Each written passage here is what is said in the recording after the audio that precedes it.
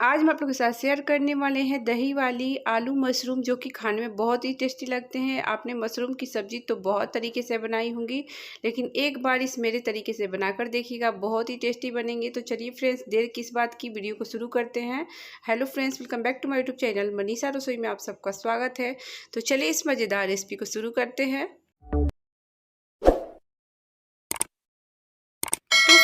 तो फ्रेंड्स, दही वाली आलू मशरूम बनाने के लिए मैंने 200 ग्राम के करीब मशरूम ले लिए हैं। इनको हल्का सा छील के इनको कट कर लिए हैं और 8 बॉयल आलू ले लिए हैं। अब मशरूम को हम साफ़ करेंगे, तो उसके लिए हम एक पतीले में थोड़े से पानी गर्म कर लिए थे।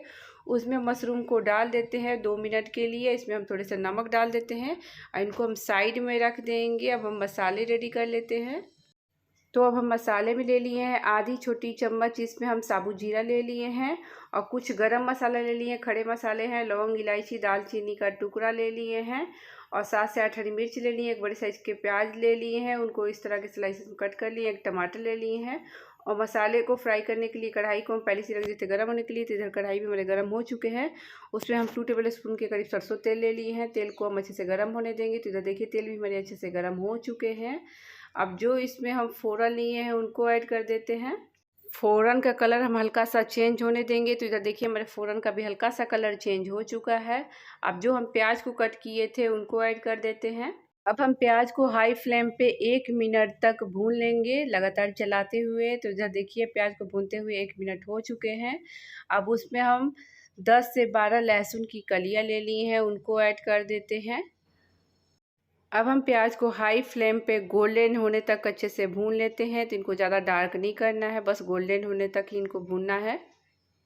तो इधर देखिए हमारे प्याज भी गोल्डन हो चुके हैं। अब उसमें हम जो टमाटर कट किए थे उनको ऐड कर देते हैं और टमाटर को हम 1 से 2 मिनट तक गलने तक इनको भून लेते हैं। तो इधर देखिए हमारे टमाटर भी बिल्कुल गल चुके हैं। अब इनको हम दूसरे बर्तन में निकाल लेते हैं। मैंने मसाले को दूसरे प्लेट में निकाल लिए हैं। अब इनको थोड़ी देर के लिए हम फ़ैन के नीचे रख देंगे, ठंडा होने के लिए हैं। अब इसी कढ़ाई में हम आलू फ्राई करेंगे, तो उसके लिए हम उसमें 2 टेबल स्पून के करीब सरसों तेल ले लेते हैं और तेल को हम अच्छे से गर्म होने देंगे। तो इधर देखिए मेरे तेल भी अच्छे से गर्म हो चुके हैं। अब उसमें हम आलू को ऐड कर देते हैं। आलू को हम हाई फ्लेम पे गोल्डन ब्राउन होने तक इनको अच्छे से भून लेते हैं। तो इधर देखिए जब तक हमारे आलू फ्राई हो रहे हैं, तब तक इधर मसाले भी हमारे ठंडे हो चुके हैं। अब इनका भी हम एक फ़ाइन पेस्ट बना लेंगे। तो उसके लिए मिक्सर जार ले लेते हैं। मिक्सर जार में हम इन सभी मसाले को ऐड कर देते हैं। अब हम जार का ढक्कन को लगा देंगे। इसमें पानी बिल्कुल भी ऐड नहीं करना है। इनका एक फ़ाइन पेस्ट बना लेंगे। तो इधर देखिए मैंने इनका एक फ़ाइन पेस्ट बना लिए हैं। अब हम मसाले को साइड में रख देते हैं और एक हम बड़े से बाउल ले लिए हैं। बड़े से बाउल में हम आधा कटोरी के करीब दही ले लिए हैं। अब इसमें हम 1/4 चम्मच इसमें हम काली मिर्च पाउडर, 1/4 चम्मच इसमें हम जीरा पाउडर, अब हम इसमें 1 बड़े चम्मच धनिया पाउडर, आधी चम्मच के करीब इसमें हम हल्दी पाउडर ले लेंगे। अब हम इन सभी मसाले को दही में अच्छे से मिक्स कर लेते हैं। तो इधर देखिए मैंने इनको हल्का सा मिक्स कर लिया। अब उसमें हम आधी चम्मच नमक ऐड करेंगे और इनको हम अच्छे से फेंट लेंगे। तो बिल्कुल इस तरीके से लगातार इनको फेंट लेंगे हम। तो इधर देखिए मैंने इनको अच्छे से फेंट लिए हैं। अब जो मसाले पीस के रेडी किए थे उन सभी को ऐड कर देंगे इसमें। इन सभी मसाले को ऐड करने के बाद इनको हम फिर से अच्छे से फेंट लेते हैं। तो देखिए इस तरीके से इनको हम मिक्स कर लेते हैं। तो इधर देखिए मैंने इन सभी मसाले को अच्छे से मिक्स कर लिए हैं। तो अब हम इन मसाले को साइड में रख लेते हैं। तो इधर देखिए मैंने मशरूम को भी अच्छे से साफ़ कर लिए हैं। अब हम जो मसाले को मिक्स करके रखे तो उसमें हम 2 टेबल स्पून के करीब इसमें हम मशरूम में मसाले को ऐड कर देते हैं। इनको अच्छे से मैरिनेट कर लेते हैं। तो इधर देखिए मैंने इनको अच्छे से मैरिनेट कर लिए हैं। अब इनको हम साइड में रख देंगे, तब तक हम आलू देख लेते हैं। तो इधर देखिए हमारे आलू भी अच्छे से फ्राई हो चुके हैं। अब इनको भी हम दूसरे बर्तन में निकाल लेते हैं। तो इधर मैंने आलू को प्लेट में निकाल लिए हैं। अब उसी कढ़ाई में हम और सरसों तेल ले लेते हैं। तेल को हम अच्छे से गर्म होने देंगे। तो इधर देखिए तेल भी हमारे अच्छे से गर्म हो चुके हैं।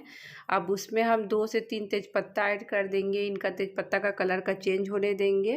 तो इधर देखिए हमारे तेज़पत्ता का भी कलर चेंज हो चुका है। अब हम जो मसाले को दही में मिक्स किए थे उनको ऐड कर देते हैं। इनको लगातार चलाते हुए इनको 2 से 3 मिनट तक भून लेते हैं। तो देखिए बिल्कुल इस तरीके से लगातार चलाते हुए इनको 2 से 3 मिनट तक भून लेते हैं। तो इधर मसाले को भूनते हुए 2 से 3 मिनट हो चुके हैं। अब उसमें हम 1 छोटी चम्मच हम काश्मीरी लाल मिर्च पाउडर ऐड कर देंगे।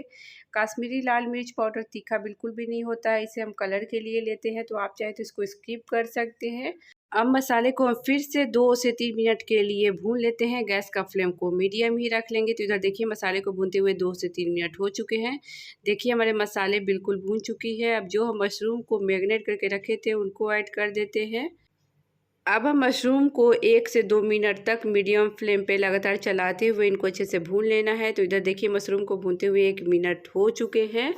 अब उसमें जो हम आलू को फ्राई करके रखे थे उनको ऐड कर देंगे।